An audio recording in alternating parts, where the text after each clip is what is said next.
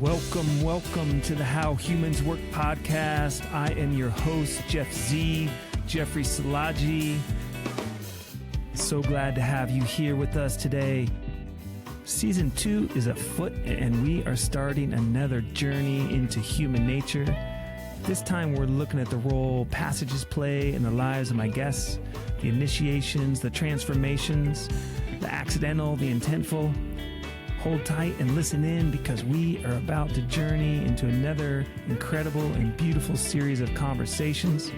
Let's get into it. Here we go. Welcome to episode 17. I'm your host, Jef Szi. Grateful to have you here for this show today. This is a special show for a lot of reasons, as you'll see. Very personal, very moving.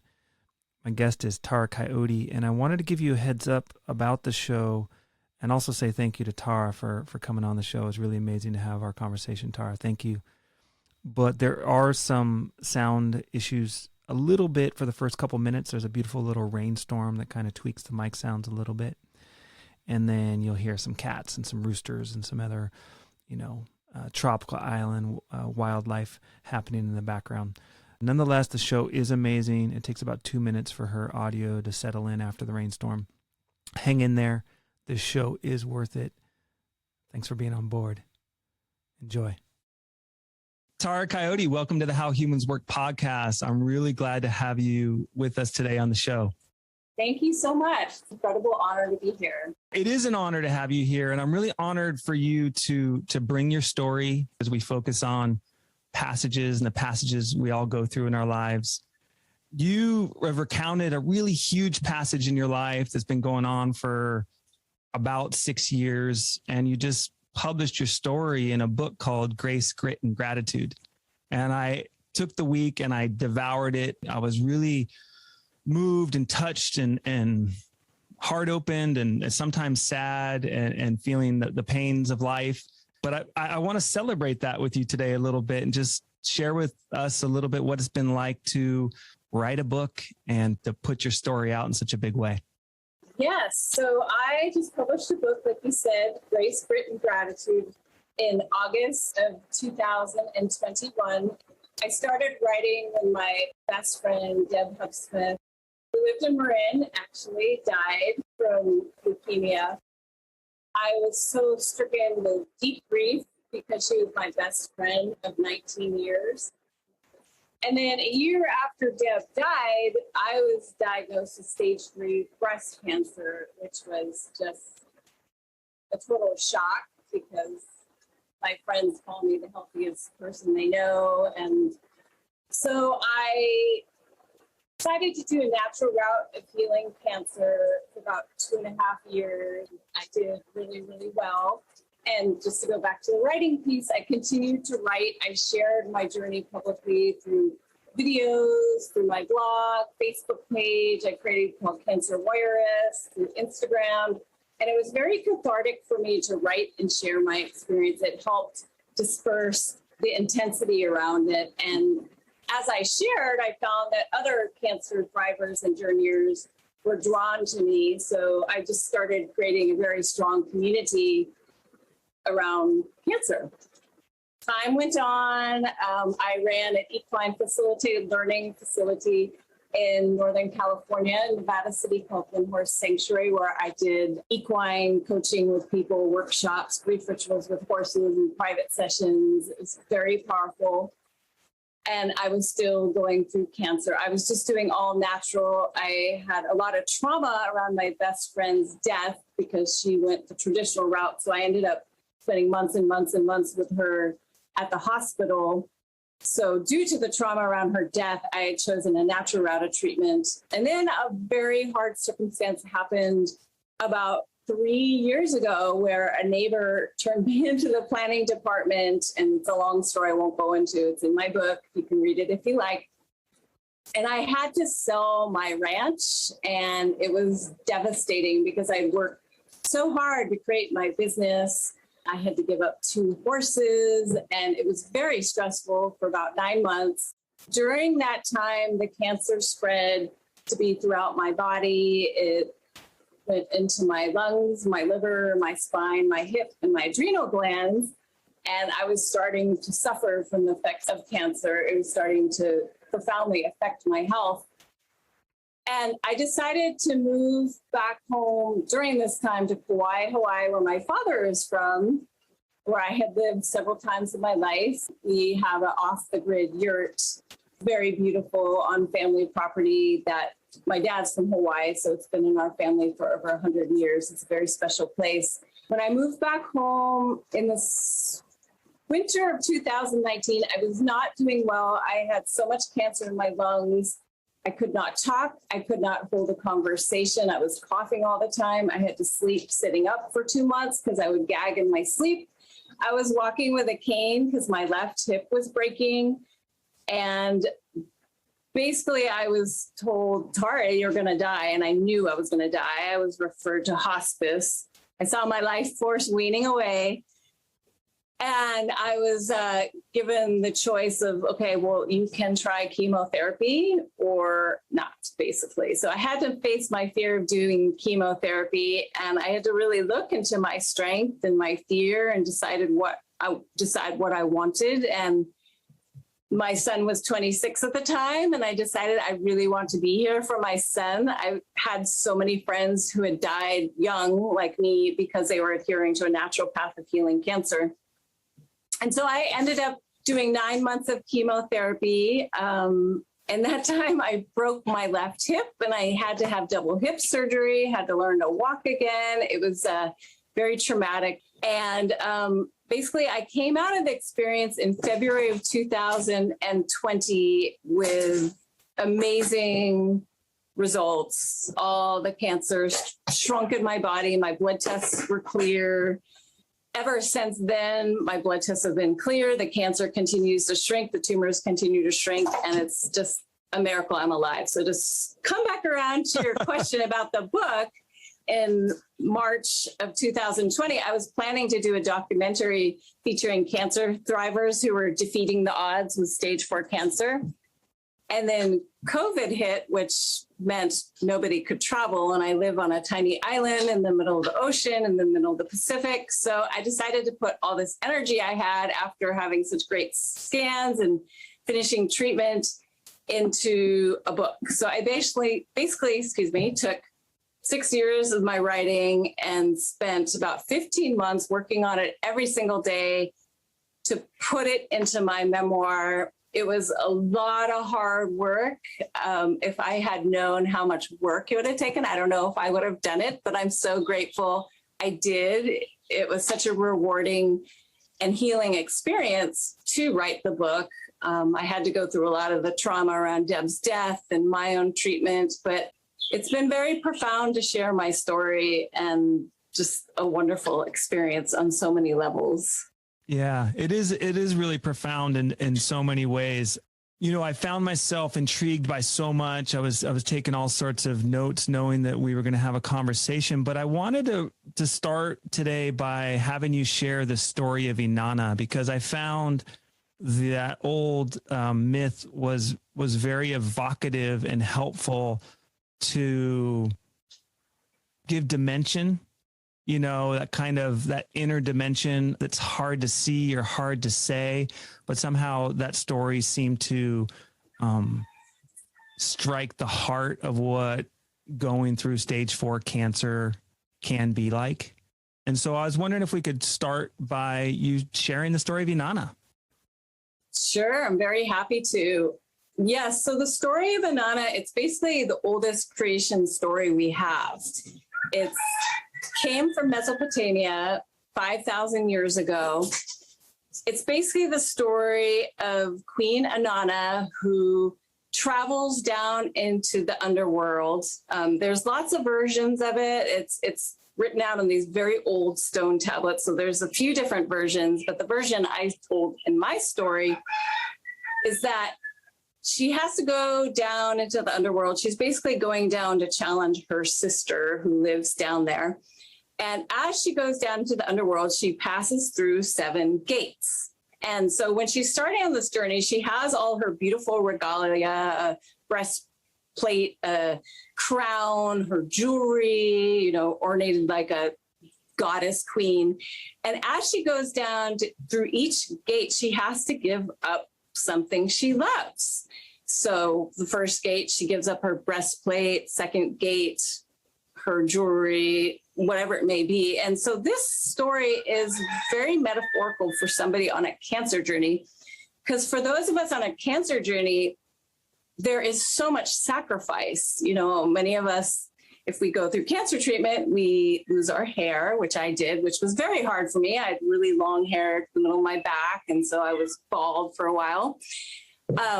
We often have to give up our jobs and what makes us feel stable in the world. Many of us go through surgery, lose our breasts, you know, and it can be, you know, other cancers. There's other surgeries, obviously. So you're losing other body parts.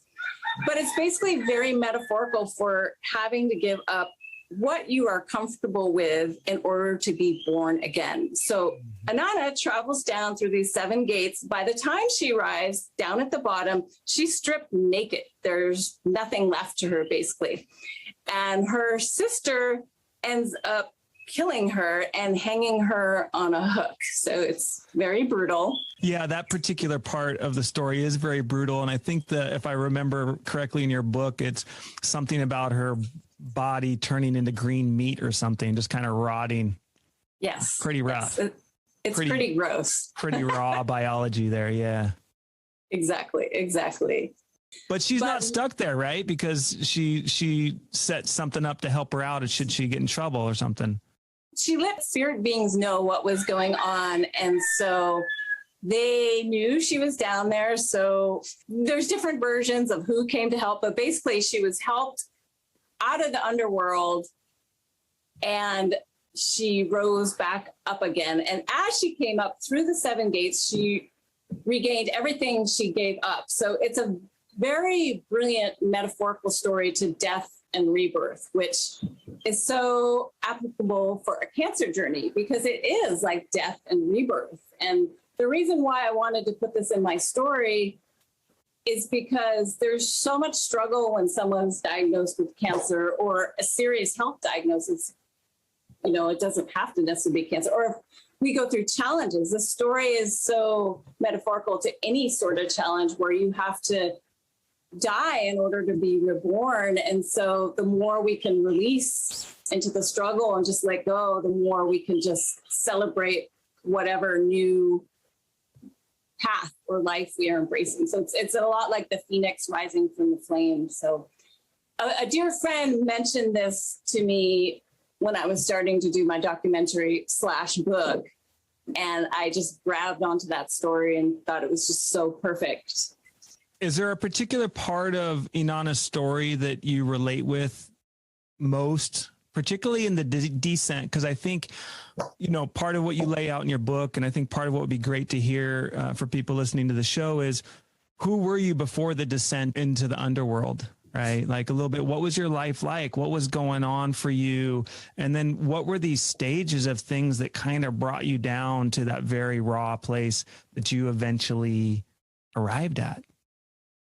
That's a wonderful question. I love that question. I put a lot of thought into that, actually. So before I was diagnosed, I very much identified with being a very strong physical woman. I ran a Pilates studio in Marin County, a gyrotonic studio, and I was like this superstar athlete. I have a family that's amazing with athletics. We all just excel at athletics. So I very much identified with that. I very much identified with my hair, identified with my physical presence, and being very independent. So when I knew I was dying and decided to do chemotherapy and my body was breaking down, I had to go down into that deep, dark shadow land. Like it was very hard, especially the first few months of doing chemotherapy when I lost my hair.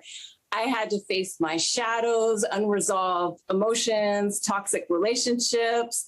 I was in a lot of pain. I lost 20 pounds. I went to the hospital. I almost died, you know. Yeah, I mean, you have passages in there. Intense. Yeah, it's really intense. And you have these really powerful passages where you talk about and sometimes write poetry, and sometimes there are blogs from when you were going through it around just bone crushing pain, just feeling your Yes. bones actually, dissolving under the burden of cancer. Yes. Yes. Yeah. Yeah, that's exactly how it felt. It was Yeah. horrible. And there was some really beautiful parts to that where you began to develop a different relationship with your pain. And it kind of gets into who you were in your aspirations and in your fitness and how you thought health should go and how you wanted to choose and approach your cancer care. Right. But as time went on, you began to shift from that. And partly because of the pain and partly because of, as I understood it, the threat of death just getting ever increasingly real. But you, along the way, there's some really beautiful empowerments I saw you describe that there was certain ways you had to deal with the intensity of your pain. Yes. Yes. I had to basically learn to surrender to the pain and surrender to the mind gremlins that would creep in. Chemo is a very powerful medicine, but there's a lot of darkness to it too. So I had to really filter through all these dark thoughts, as it were. It was such a profound surrender because when I was feeling that bone crushing pain and the dark thoughts, I had to just breathe into it and just trust that it would pass. And the more I surrendered to it, the quicker it would pass. And, I had a dear friend, his name's Eugene. He's an amazing man, 25-year cancer thriver who had been through hell and back. And so I would text him and he would just remind me, just keep going. This is okay. Just relax. And so it was community that really helped me. But just to circle around to the beginning part of the question, I had to sacrifice my athletic body, this identity around that. When my hip broke, I was stuck in bed for a month. I had to learn to walk again. Basically, I've never been the same athletic wise. It's really changed my life in that way, but it's okay because I'm still alive and functional. So there's still sacrifices. If I see somebody on the beach with a beautiful body who's very able, I'm like, I used to be like that and now I'm not, but that's okay. So it's these processes and cycles of life we all go through as we age. So it's very relatable to everybody, I think. And I want to touch in the chemo part because you brought it up a second ago, and chemo was something you previously thought that you would never do. And not only you thought it was something you would never do, it was also something that you had serious questions about the value of in terms of quality of life. And it just went across the nature of your being. And also, I think, as I heard it, there was a little bit of, you saw what your very good friends went through just previous to your own cancer diagnosis. And so then you took that stuff, you took those medicines. And one of the things that was so shocking for me in the story was the way you engaged the medicine. And you took that venom as an elixir. But you not only did that, you took it as a substance and watched what it did to your body as if it was a medicine, and watched the way toxins work through your body. And then your relationship with toxic stuff changed as well. I want you to talk about that way in which you approached the chemotherapy and the way you did it as a psychological initiation, as it were. Mm-hmm. That's a very profound question. Yes. Well, before I did chemo, I was blogging and doing interviews and sharing on social media how chemotherapy is a poison which kills people. And I, was on conferences sharing this. So when I had to face my fear of it, I had to basically eat my words and get super humble and say to the public eye, because there was, thousands of people following, be like, okay, guys, I am doing the thing I advocated not to do. And I had to work so hard to shift my thinking around because I thought of it as poison. I was terrified to even go into the hospital because of what I had gone through with my friends. There was a lot of trauma to work through. I basically did the work of Byron Katie. I worked with a dear friend of mine named Bethany Webb, who does the work, who's also a cancer thriver, to switch my thoughts around, to turn my thoughts around. Did a lot of work. How does the work with Byron Katie change thoughts around for people who don't know? That's a great question. So basically, you ask 5 questions of the thought. Through the process of questioning your thoughts, you eventually turn it around. You create more of a sense of spaciousness in your thoughts, where your mind realizes maybe this isn't true. Chemotherapy will kill me. And so I would have to question that, maybe it can actually heal me. So I went through that process through her 5 questions, which I definitely recommend to everybody if you're feeling stuck around a particular issue, any issue for that matter. And I turned it around to chemotherapy is a healing elixir. It will heal me. And so I was sitting there in the infusion center with chemotherapy being dripped into my veins through my port, and just like, this is healing me. This is healing me.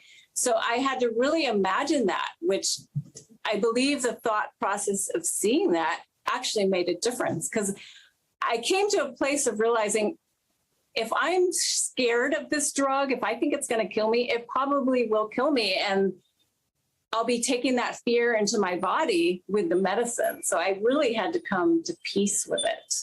Yeah, you not only came to peace with it, but you actually dressed up for it. Yes, I did. Can you describe that?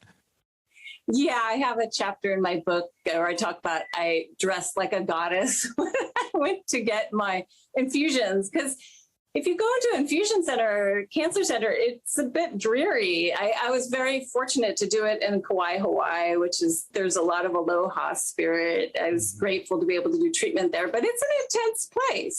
People are going through hard times. So I thought, okay, well, I'm going to show up and I'm going to, put a turban on my head because I was bald at the time, and put on nice jewelry and just feel really good about myself while I'm there. And that process of dressing like a goddess really helped transform the experience. And my other purpose for doing that is, like, I'm going to look good for other people too. So they can see that reflected in them, if that makes sense. No, I love it. The trickster of making chemotherapy cosplay. That's like so good. That was one of my favorite lifts in the story of oh, what a great way to approach it. And the whole journey with chemo. I mean, I think people should really spend the time listening to your story in depth and reading your book. And so I don't want to get into, every nuance about the chemo, but it turned out the chemo did work. And it certainly did. And your oncologist was, because you almost lost it a couple times. We almost lost you. The world almost lost your time here in this world. And so, but the chemo did work. And I couldn't help but thinking oh, okay. So the alternative spirit of her previous self accepted the medicine she didn't want to take, but brought an alternative approach to it. And it sounded like he was, or she was, I can't remember, was somewhat surprised how well you actually responded to the chemotherapy. Yes. I had 2 oncologists during that time. One was a woman, one was a man, and they were all just like, wow, you're having such great results. Every scan, every blood test, the tumor counts were dramatically shrinking. And it was definitely a miracle circumstance. I also did want to add, and I share about this a lot in my story and on my blog, that I was still keeping up with the natural therapies, non-toxic therapies like vitamin infusions and vitamins and lots of other great things to keep my body healthy. So I think that was really important, to keep my immune system strong, because what chemotherapy does, it slams your immune system to kill the cancer, but at the same time, it annihilates the healthy cells. So I tried to do everything I could just to keep my body physically healthy. You're a great interviewer, by the way. Thank you. Excellent. Thank you. Yeah. I think for you, it started in late 2016, your breast cancer diagnosis. And then here you are in 2020, 4 years later, going through so very much pain and finding all sorts of new levels of willingness and vulnerability and clarity and power. And then you get that final scan and you get that final blood work, I guess, final for then, but that was at the point that the book, comes to its transition point. And what happened? What happened? Oh, I was so fortunate and grateful and happy to be alive. It's like I could slowly get my life back again and say, okay, who am I now? I just went on this tremendous Anana journey down to the underworld. I broke my hip, I lost my hair. During that time of treatment, my partner and I have 4 years split up. I just wanted to add part of the Nana story is letting go of relationships and toxic circumstances that don't ultimately serve you. That was a big part of my healing too, is really creating good boundaries for myself with all my relationships. So there was a lot of sacrifice along the way. So when I finished treatment in February of 2020, I was like, okay, here I am. What do I do now? And it was very exciting. And so I thought, okay, well, I'm going to put all this energy into my book and hopefully create something that'll help inspire other cancer thrivers to have hope, know that they too can get through a difficult circumstance. Yeah. And so you've actually gotten through it. So far in the past year, you're still, I guess, in remission or cancer free, or is that correct?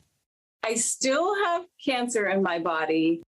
But my theory all along is not fighting cancer. There's such a prevalent attitude in our very war-driven culture of like, fight, fight, fight, fight. I never thought that. It's always like, okay, I'm going to come to peace with my cancer. And when the cancer was taking over my body, it was like, okay, I have to kick it back. But I'm aware that there's still cancer in my body, but it's shrinking with every scan, every blood test. Every blood test is clear. I have the blood of a healthy, normal person. And every scan, the tumors continue to shrink. My bones are growing back.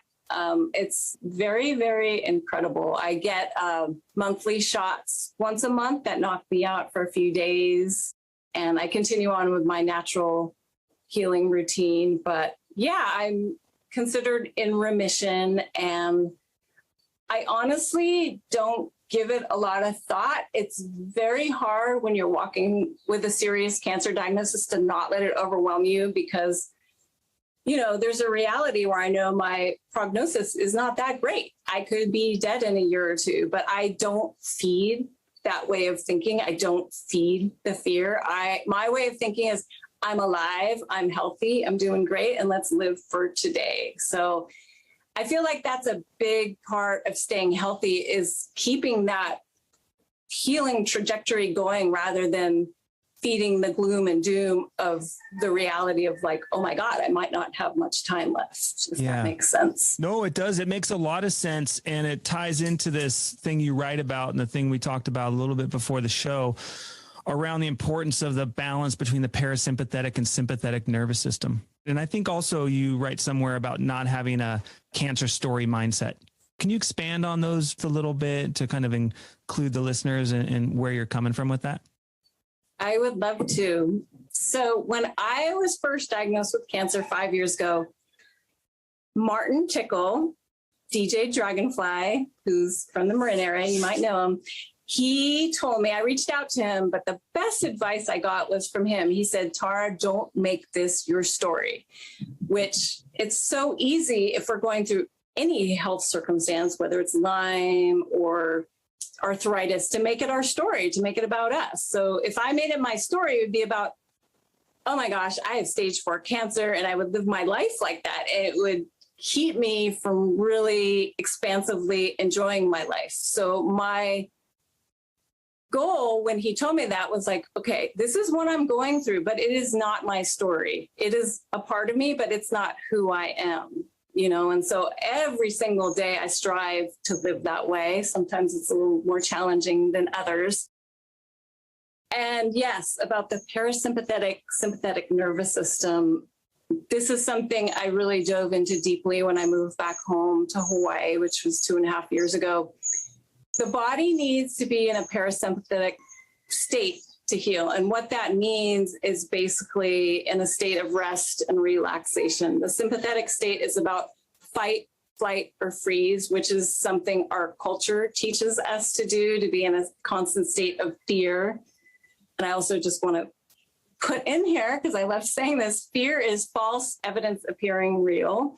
So when we're gripped with a state of fear, our body goes into survival mode. And it's very hard for the body to heal when we're in this place of just being locked up in fear. Whereas in the parasympathetic state, our bodies relax and it allows the healing that naturally wants to occur in the body to take place. So this is going back to what we talked about, chemotherapy, taking the poison in for healing. Yeah. My whole viewpoint when I was going through that tremendously hard situation was I thought of it like a homeopathic medicine. So this is the medicine, the poison, as it were, that will heal me. And I was so knocked out during the process that I feel like it helped me turn on my parasympathetic healing system, if that makes sense. It sounds kind of weird.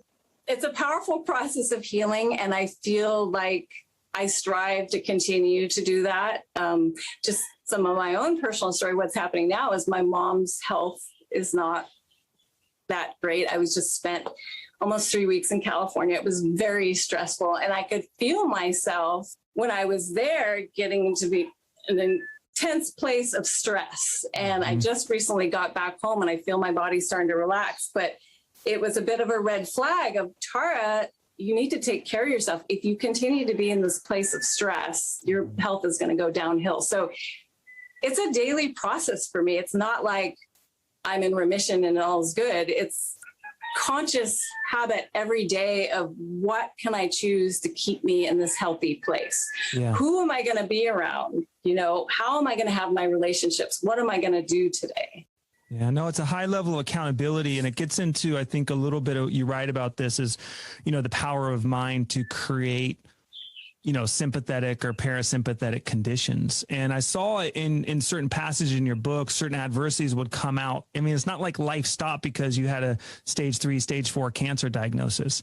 It just continued, but it was really clear as you wrote, there was certain episodes that were challenging you and setting you back. And if you didn't really take account to them, it would have been probably more problematic.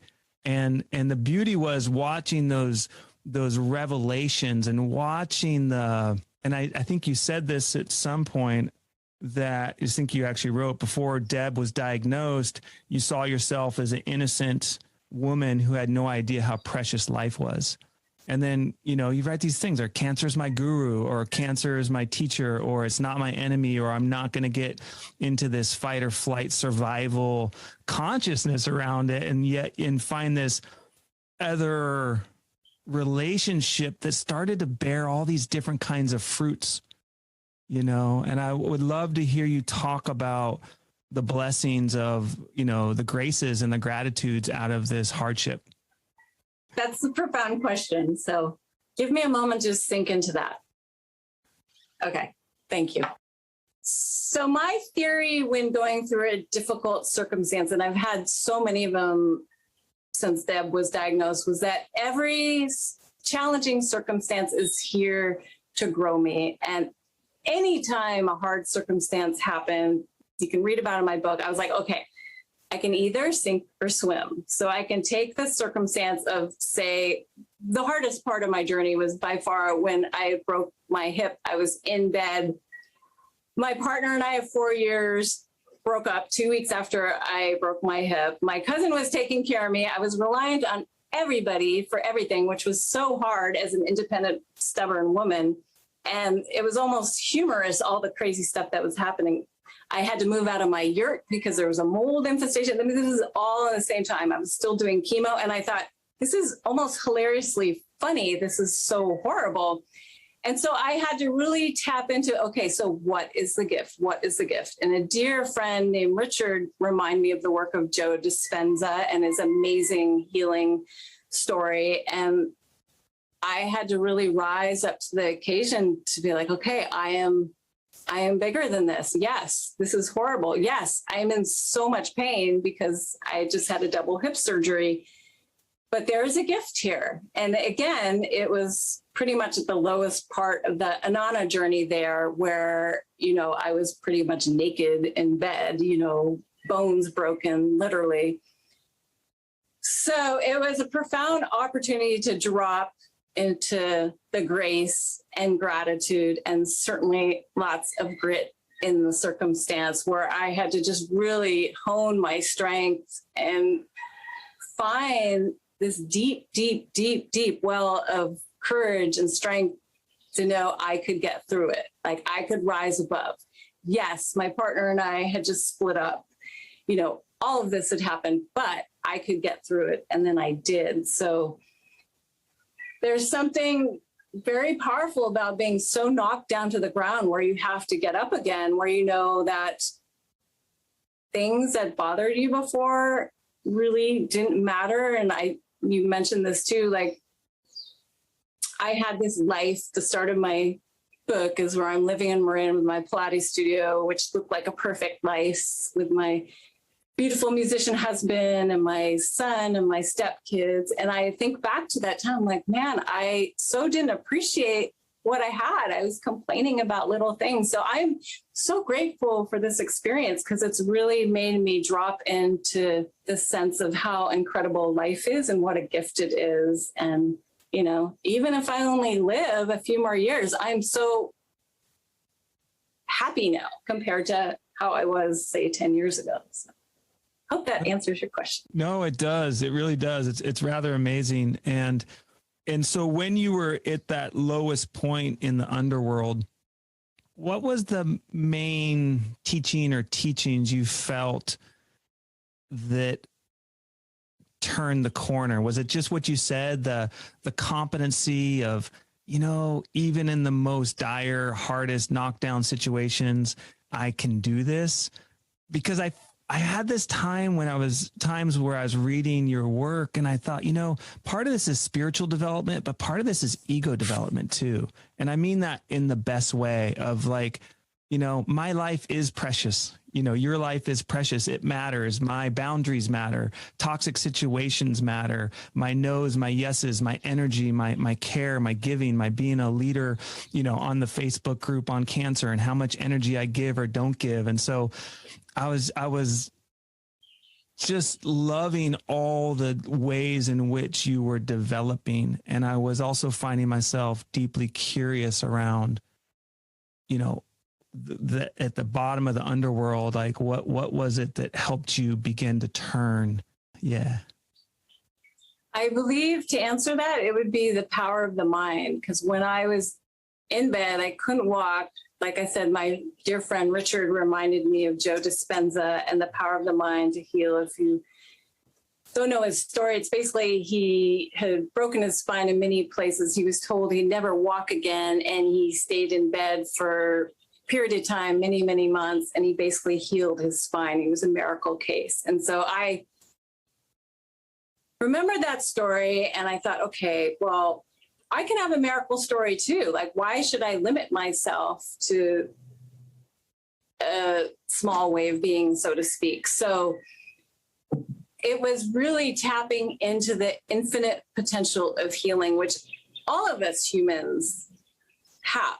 We are infinite beings. We only use 10% of our brain. And so it was really tapping into talking to my cells, reminding them the healing potential, finding beauty while I was stuck in bed instead of being very depressed and upset. I mean, there was definitely hard moments too, because I'm human, but it was really understanding that I had the ability to heal myself, that I could heal also from a very hard cancer diagnosis that had, relegated me to death almost several times. So, and I still hold that viewpoint.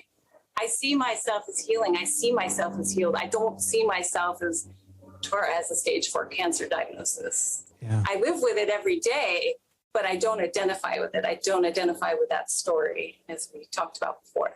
Yeah. Thank you. Thank you for going back and just renaming that. I want to talk about horses, and I want to talk about, because you brought up parasympathetic nervous system and the power of the mind, and horses, and your work with horses has been such an incredible part of your personal story and your healing, but also just them as beings and teachers for, people going through and learning about their own hardships and their own adversities and how they have something to offer us. Yes, horses are incredibly healing creatures. As I talk about in my book, I was in a very hard space due to a traumatic situation that happened with my husband. And that is when I started working with horses in a therapeutic manner. And it changed my life so much that I decided to sell my Pilates studio and get my first horse, Comanche, and eventually sold my house and bought a ranch in Nevada City. And I learned the work of Linda Kohonoff, who's the best-selling author of The Tao of Equus. She created the PonaQuest Institute and just changed my life because I was so inspired by how healing they are and was inspired to help other people. And so people always say, well, how come they are so healing? And it's a bit of a hard thing to explain, but I'll try my best. There is something about the infinite healing power of the heart. If you know about the Heart Math Institute, it talks about how our heart's actually more powerful than our brain. But in our Western culture, we're taught to work from our brain. It's all about what we think, what we do, and such. But the heart has a very strong energetic capacity to it. And so horses have these huge hearts, and they're very heart-based and instinctual, gut-based.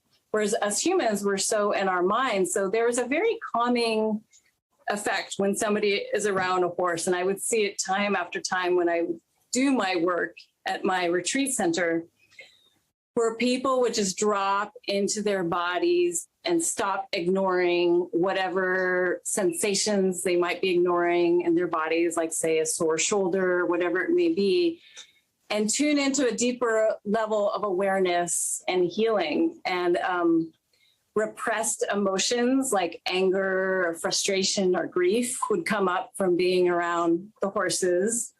I did grief rituals with horses for many years, and that was very powerful to help people through the grief process because, again, our culture does not support the release of grief, unfortunately.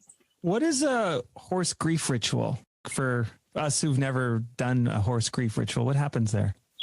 Yeah, that's a great question. So what I did basically after my best friend died, I realized there was no place for grief in our culture. And I was so torn apart after she died. And there was this attitude of like, it's been a few months. Aren't you better now? And I realized, oh, I need to do something about this. I need to create a platform of healing for people. So I took the work of Linda Kohonoff, the PonaQuest work that I had learned, and I combined it with grief work, grief rituals that I had learned from other people. Is that Francis Weller? Like, yeah, I saw that in your book, and the Daguerre people out of Burkina Faso. Yeah, sure. Yes, The Wild Edge of Sorrow. I love that book. He's an amazing man. And so I combined the horse work with grief ritual work. And so I created a day-long event from 10 to 5 or so, where we would do these exercises designed to help drop people into their bodies and tap into whatever grief they might be suppressing. A lot of times people would come because they were feeling grief about the passing of a beloved, their friend, their husband, a child, and then they would discover all these other repressed griefs from childhood, environmental grief, where we're all walking around with so much grief these days. And it was just such an incredible process of releasing all these emotions that were stuck in the body through being around the horses. And as I was saying before, the horses kind of pulled it out of people, whatever emotions might be experiencing. So my day-long event was basically a bunch of different exercises designed to create a safe space of healing for people with horses. Sounds like those were amazing days. Yes, it was powerful.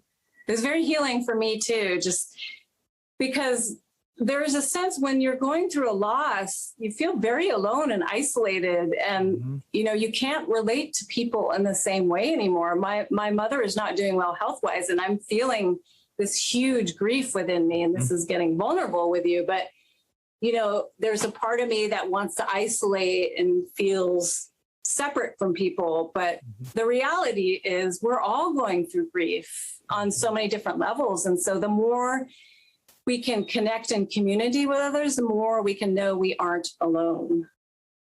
Since we're here, I'm really curious around, it's kind of a two-sidedness of life. We're talking about the power of mind and choosing to be happy and choosing to have really clear relationships and choosing to be healthy and choosing to find swim in the face of adversity. And yet there's, just these tides of loss and grief. Not everybody is a miracle story. Not everybody makes it. Not things are break, parts of us break. And how do you reconcile that? And how do you see the role of grief, from your vantage point, from everything you've gone through in relationship to that? I feel like grief can be a portal. So cute. Just a little cat visit. Is he a kitten? Is he a kitten? I have two little kittens. They're sisters. Aw. Yeah, she's a little over 3 months old. So sorry. She wanted to say hi. Hi, meow. Hello. I couldn't resist her. She jumped on my shoulder. Totally. Okay, let me start over. I feel like grief is a portal to another layer of transformation.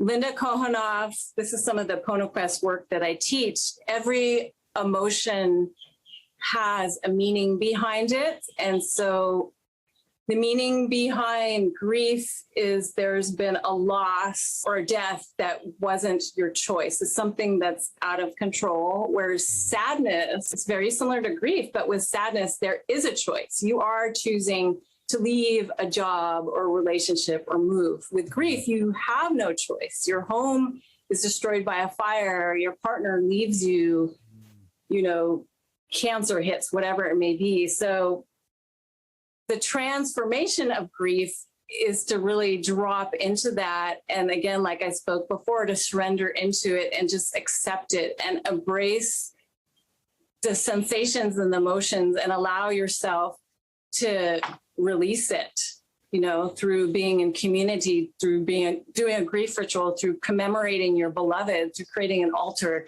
to really be present with it and acknowledge it rather than push it away. And this was, again, my big lesson with chemo, was to allow the shadows to come in, to really look at it. It's like if you're having a recurring nightmare where a monster keeps chasing you, you're running away. But then one night when you're dreaming, you decide to face the monster and say, what do you want? And the monster says, I want to hug you. There's something very powerful in facing these dark emotions. That's great.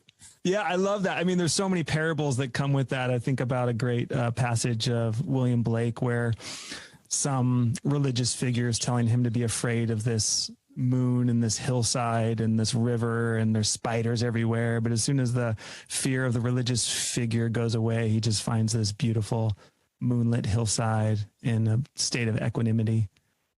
Exactly. Yeah. So, I think it's just important to say out loud that, oftentimes it's easy, I think, for myself to get confused when people talk about the power of mind or getting into parasympathetic states, that we somehow become implacable to grief. And I really love what you're saying about letting ourselves be touched by grief, particularly when something befalls us as intense as cancer or any kind of unwanted adversity. To me, I've been working with stress for a while and different ideas, but the miracle of being human and stressful is that we can grow out of all sorts of things we didn't think possible. And so letting and accepting that grief touches us, I think, is such a powerful honoring of life's real twists and turns, that it is real. And it reminds me of someone who I've been studying, and I believe is going to be on the podcast in the short future, but who talks a lot about the role of pain and pleasure. and the role of addiction and the way pleasure and pleasure circuits and dopamine become problematic in the addictive patterns, and how essential pain is, particularly to people in addiction. On my episode 2, I remember Luis Rodriguez talking about how he deals with his life is he has to stay present to pain, you know? And so as I've been thinking about that, and I heard about I read all the passage of you where you were dealing with just incredible pains of all sorts, I kept thinking about the power of pain and grief being a kind of pain. And so I just want to, highlight that, appreciate that, acknowledge that out loud of that importance of, Michael Mead says it this way. He says, before you begin a passage, you own it, but once you start it, it owns you. And that humility that, Inanna or me or yourself or anybody needs to find in relationship to life's a full contact sport. I mean, that's my experience. It can hit you anywhere, anytime. And there's so many wonderful, just for the listeners out there to really just jump in joyfully with Tara here on her celebration and appreciation, because it really comes out clearly in your book. So thank you for that. Thank you. I'm very honored by that share.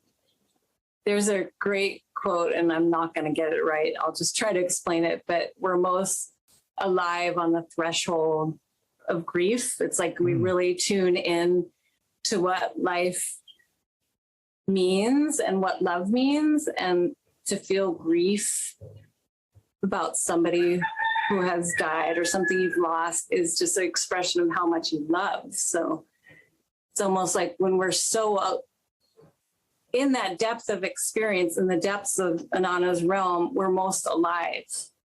Not easy by any means, but it really wakes you up. Yeah. Yeah, no, there's a sobriety in that. And there's a sobriety in pain that I think is true.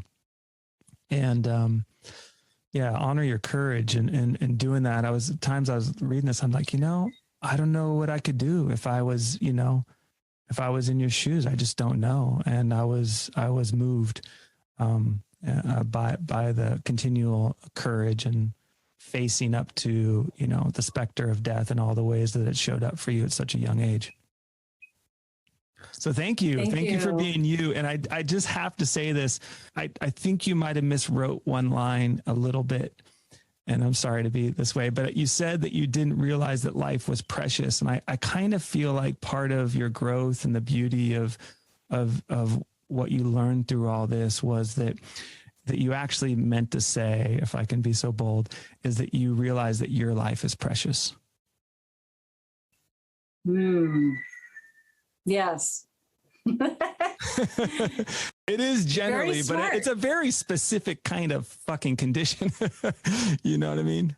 Life, it's so personal, Very true. Yeah. Thank you for that reflection. That's You're profound. Welcome. Yes, my life is precious. I will own that. Definitely. Yeah, no, I was sitting with that from in my own experience and just kind of my own head conversations, heart conversations, and how I think about myself and my value and what I'm creating and what I'm doing and how I'm making my way through, my life. And even though, I'm not in any kind of immediate, health threat right now. So just, I love that kind of gift of riding parallel and going, okay, this is what it's like to be in that deep conversation and the teaching. So I think I've said how much I appreciate all that. So I'll just say it one last time. I appreciate your book. Appreciate your story. Thanks for being on the show today. Oh, thank you. It's an honor. I poured my heart and soul into the book, and it was such a vulnerable process to share everything. There are stories in there that only my closest friends knew. So to hear that somebody has enjoyed my book, it's such an incredible honor. Like, wow, you read my story and you liked it and you got something out of it. So I really appreciate the feedback. So for people who want to build relationships with horses, or for just people who are undergoing they're in relationship with someone who's in cancer, or they're going under a cancer journey themselves, what resources do you have to offer the listeners today? I have a lot of resources. I have a website for the cancer side of the work I do, cancerwarrioress.com, and that's my page I've been blogging on for 5 years. I have links to my videos. I have a YouTube page, Tara Coyote on YouTube. But on my Cancer Warriors page, I've created like long book lists and film lists and supplement lists. Everything's there. So that's cancerwarriors.com. Yes. Great. And for the horse work, there's Wind Horse Sanctuary you can go to. It talks about the horse work. I don't offer the same workshop opportunities that I used to in Northern California because I live in a much smaller area now in Kauai, but I do private sessions with people. I might do workshops in the future. We'll see. Everything's been upside down with COVID and such, but there's information there. I have several Facebook pages, Tara's Healing Journey on Facebook and Wind Horse Sanctuary on Facebook, Instagram pages. So yeah, I'm pretty much all over social media. So yes, you are. Find me. Find you. Yeah. Thank you so much for joining us today. All music is performed by the incredible and effervescent Chase Jackson at chasejacksonmusic.com. Please support this podcast by following us on your favorite streaming platform, sharing it with your community and friends, and by making a modest donation to our Patreon page. To learn more about this show, our guest, as well as Jeffrey and his work helping people make peace with their human nature, go to howhumanswork.us.